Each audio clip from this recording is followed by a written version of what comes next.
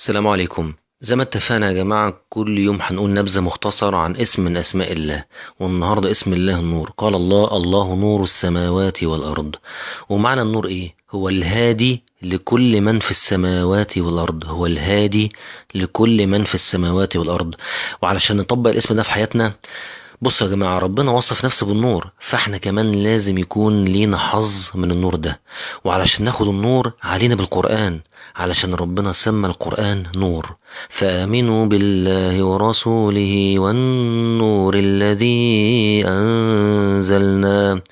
اسأل نفسك كده، انت عامل ايه في القرآن؟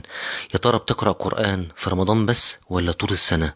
يا ترى عامل ايه في حفظ القرآن؟ بتحفظ ولا مش بتحفظ؟ في ناس يا جماعة كلهم بيحفظوا آية بس اسمه بيحفظ.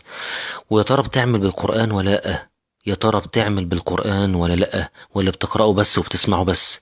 أسئلة مهمة محتاجة انك تفكر فيها وتجاوب عليها بينك وبين نفسك علشان تاخد النور. طيب النور التاني، نور النبي صلى الله عليه وسلم. هل انت بتتبع النبي صلى الله عليه وسلم على قد ما تقدر؟ يعني بتسمع كلامه، بتقرأ في سيرته؟ طب يا ترى بتصلي على النبي صلى الله عليه وسلم كم مرة في اليوم؟ يا ترى فكرت كده انك تحوش فلوس عشان تطلع عمرة وتزور مسجد النبي صلى الله عليه وسلم؟ برضو دي أسئلة محتاج انك تفكر فيها وتجاوب عليها بينك وبين نفسك علشان تاخد النور. النور الثالث، نور الإيمان. نصيحتي ليك، ادعي في كل صلاة إن ربنا يرزقك الإيمان وحلاوة الإيمان.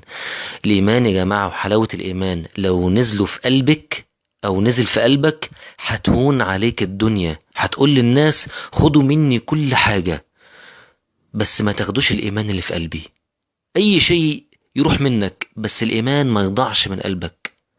عشان كده أنا بقول لك ادعي في كل صلاة إن ربنا يرزقك الإيمان وحلاوة الإيمان. ادعي في كل صلاة قل له يا نور السماوات والأرض نور حياتي بالقرآن. يا نور السماوات والأرض نور حياتي بقرب ليك وقرب منك.